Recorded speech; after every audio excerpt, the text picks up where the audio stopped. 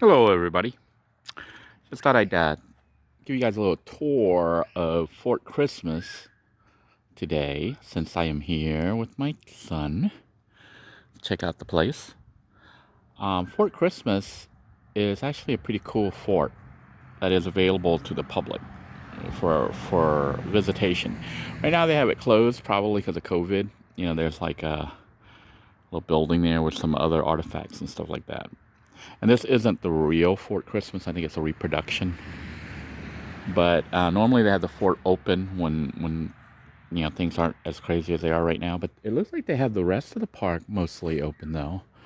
In addition to the fort itself, which I'm gonna come up here and show you the little plaque that they have set up, this little informational thing, and let you freeze frame it if you want to read about it.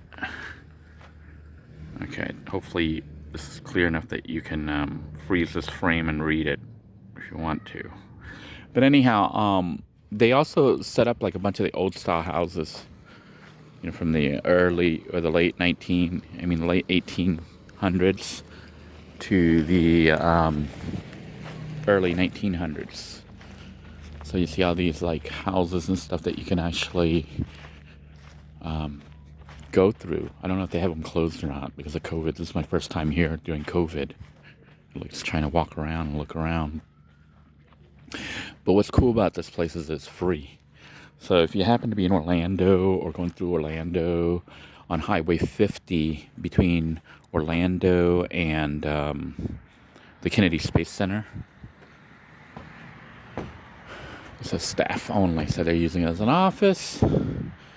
They do have tours. I guess it's still running. It says historic homes and fort tours open 9 to 4 Tuesday to Sunday, closed on Mondays and county holidays. So, and then I guess they reenact the Florida War. So it's join the U.S. regulars to protect the territory of Florida, Second Seminole War.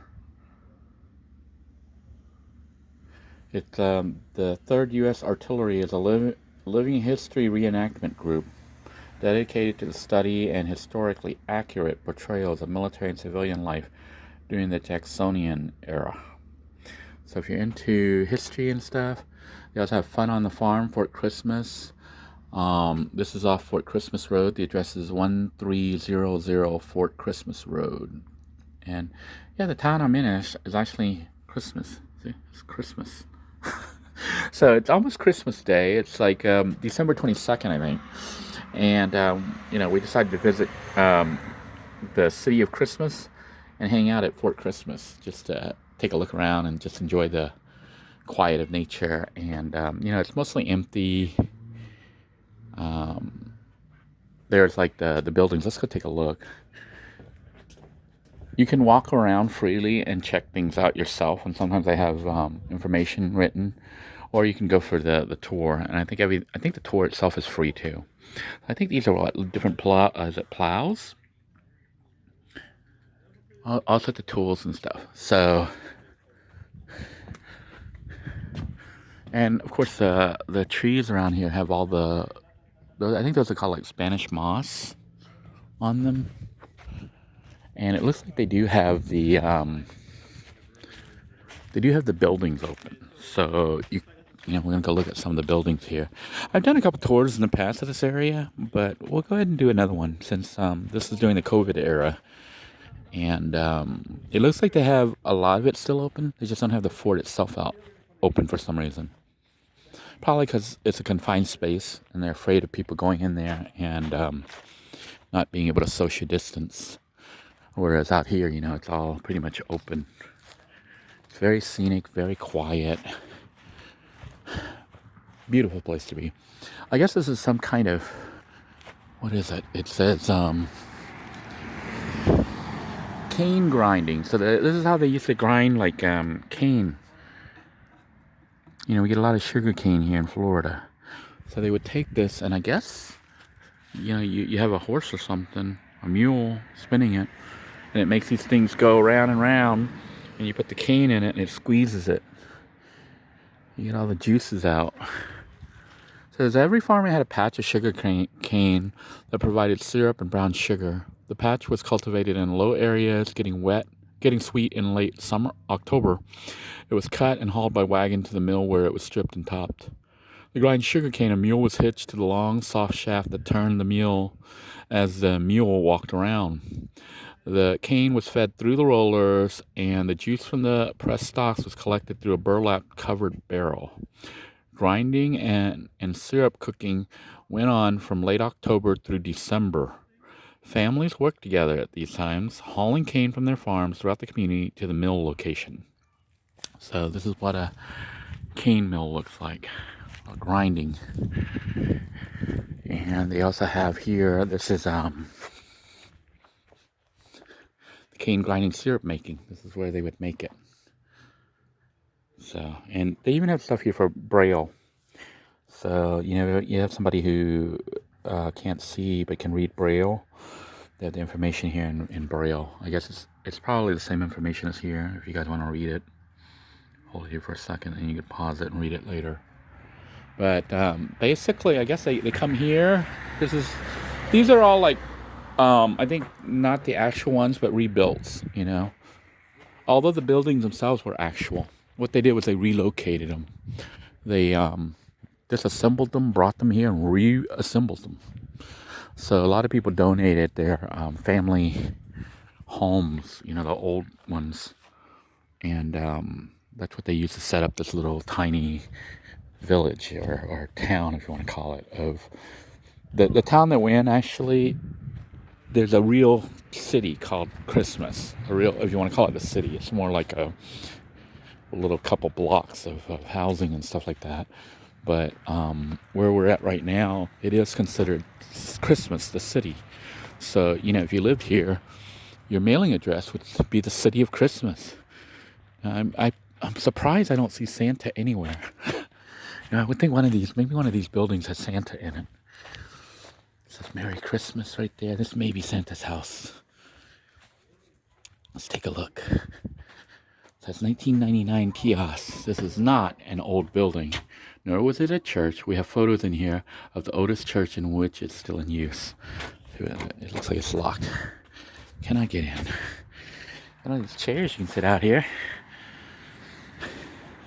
And I think you guys know what that is, right? We got a bird feeder here and an outhouse. Let's go take a look at the outhouse.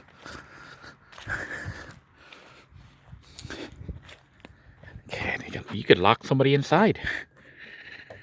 That's what it looks like. Do not enter. And I guess you just sort of went, this is your little throne that you would sit on. You can see this isn't real. I think they dug a hole, but look at the corn cobs.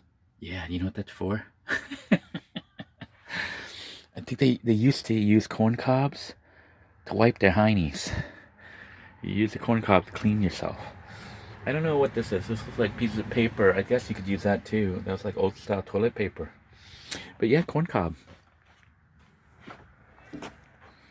Corn cob, Christmas tree, and toilet paper roll. They use the whole cob. By the way, since we have an opportunity to look, even though I don't like standing under these things, if you've ever wondered what the Spanish moss looks like up close, this is what they look like. And they have little tiny white hairs on them. And they look cool. They look like something that you could put on your head as like a fake wig. But don't be tempted to do that. There's these like nasty little red bugs or black bugs on it. I think they're red or black. They're tiny little ones and they itch. They bite your skin. So don't, even walking under here is probably not the best idea. Like they'll see you and say, hey, that's Denoy, I'm going to jump on him. But they do that. So here's another building. Let's find out what this one is. Oh, this is free. So, if you're driving through Highway 50 between Orlando and Kennedy Space Center, stop on over at Christmas. This is the Yates house, circa 1890s. I'm going to go ahead and let you guys just read that. Those of you that want to read it, you can freeze this frame and read it if you want to learn more about it. But essentially, it's the Yates house. I wonder if they have them all locked. Probably do. Yeah, it's locked. I think normally in normal circumstances, they have these opened. But I think because of COVID, they're not letting anyone inside. think they're trying to limit possible exposure, to the interior if somebody has COVID, coughs all over everything. And they may be also trying to just limit people going inside a confined space and, spreading stuff to each other. But yeah, you can still come here and walk around. It is a beautiful place to be. You can see how peaceful it is. And get a kind of a glimpse. Sadly, they're not letting anybody into the buildings anymore. But maybe, hopefully, when, things get under control, they'll open it back up. But in the past, you could just walk through and take pictures and see the actual beds and kitchens and stuff that they had back in the day. I don't know what kind of plants these are. It says cotton. Oh, this is cotton. Well, now we know what cotton looks like. I don't know if you can see the little balls there. The cotton balls. Hey, cotton balls. Maybe that's where they get the term from. But cotton plant, let's look at how important it was for this area. Bring it here and you can freeze this and read it if you want to. Learn more about cotton. But cotton was an industry in the South. I didn't know the plants were this tall. But people used to go out and actually have to pick all those cotton balls. They form like a little bulb. See the bulb? Here's a fresh one, a green one. And then they become cotton, the white fluffy stuff. That is cool. That is cool. Well, let's continue through here. I think that's a smokehouse where they would take the meat and hang it up and smoke it. Dry it out. Yeah, they do have everything all locked up. You can see the cattle head. This is always spooky for me. Always like, you see this kind of stuff in those Texas movies where some whack job with a chainsaw comes out. But yeah, you can walk through the buildings, you just cannot go in them anymore. That's kind of sad. Textile equipment. Yeah, they got everything all blocked off. Maybe we can peek through this little hole here. If I can find a little hole and peek through, and you can see what it looks like inside. A little bit. Nice fancy stuff. This was a rich person's house. But yeah, this is we can just simply peek through the window. That's what it looks like inside. Yeah.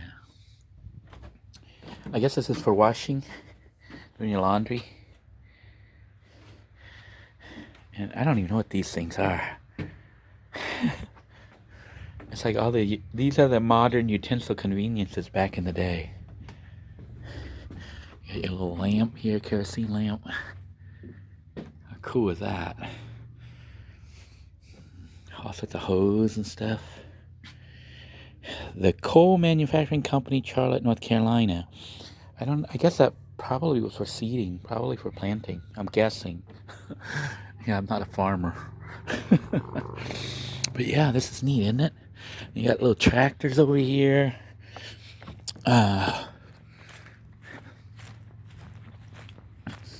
Look how tiny it is. It's almost like a toy. But yeah, I guess this is a little tractor back in the day. Just an engine and a machine pulling this. What is this stuff called? With the little round things that dig the trenches and stuff. Wow. Oh, and a real garden. I don't know what those are, but they look like bird houses or something. They look like gourds that have been turned into bird houses, unless they're naturally white like that. But it looks like people are growing food here. I don't know what kind of food. I guess that's is that some kind of mint? Man, I wish I knew more about plants. I think I can smell it. But some of you who are like truly off-grid people, you probably know what these plants are. I have no clue what this is. But I'm pretty sure most of this stuff is edible. Like, this looks like different, is it little cabbages and stuff? And we got, what is this? It says it's, golden acre cabbage. So different types of cabbages. I don't know, is that cabbage? These purple flowers. What is that, lilac? I don't know. This to me looks like some kind of pepper plant, but maybe not. I don't see any peppers on it. And what is this? Is it thyme? Is that what it's called? Smells nice. And this stuff, what is this? I'm pretty sure most of this stuff is food. And this stuff, I think I know what it is in Thai cooking. Yeah, it's got a really strong smell. I forget what this says, but it's used in Thai cooking, like curries and stuff. And these things right here, that a lot of people consider like a weed. They're like round leaves like this. They grow on the grass. In Thailand, you can use that to make tea. So you take those things and you boil it in water. Well, you clean it first. Then you boil it in water. And what will happen is the water will turn kind of green. And you can add sugar and then you chill it and you can drink it. It's supposed to have medicinal, well, it's supposed to be medicinal. It's supposed to help you. I don't know what it's supposed to help, but my mom used to make it. We used to pick them up all the time off the ground in Texas and then, Panama when we lived there. So they got a little pond here going on. There's a little pond. And I don't see any fish. I just want to warn those of you who aren't familiar with Florida, but when you see ponds and things like that, be aware that even if there's no sign, there is a potential for alligators to live in it, okay? And water moccasins and all sorts of other stuff. So, not trying to scare you or anything, but when you go by water in Florida, just be aware, because alligator, what you think is a stick or whatever, or log, could be an alligator. Especially if you have a little dog or something, or you have trouble moving fast. Just be aware of it, That way, if something happens, or if you see something and it moves and comes at you, you're prepared and you can get the heck out of the way. Let's continue here. But look at all these old buildings. This is so great. It's like being in an actual town. When I come out here, I feel like I'm on a little house on the prairie. That's what it feels like. And here we have our little chickies. The chicken coop. Hi, chicken. Oh, hello, chicken. Hi. Hi. Oh, they're all coming to me. They all think I have food. Hi, little chickies. Yeah. Oh, the little chickies are here. They must be hungry.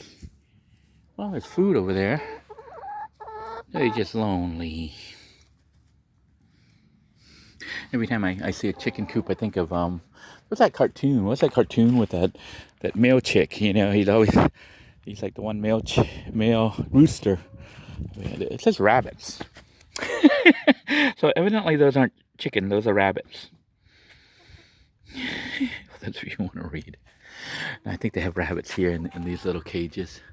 But the rabbits are kind of hiding inside because it is a little bit chilly. It's in the 60s, upper 60s, low 70s right now. I'm actually walking around without a jacket. It's nice, it's cool. But yeah, they have little rabbits there. And a little chicken in the coop. Look at this one, came right up to me when he saw me. Hi! How are you? Hello, little chickie. Yeah, isn't that neat? Yeah, at the camera. Hello, chickie. Oh, look at them all coming. Hi! Who wants to be a star? Who wants to be a star? You want to be a star? Yeah? Yeah. I can't raise chickens if you're going to eat the chickens. I would have a hard time with that.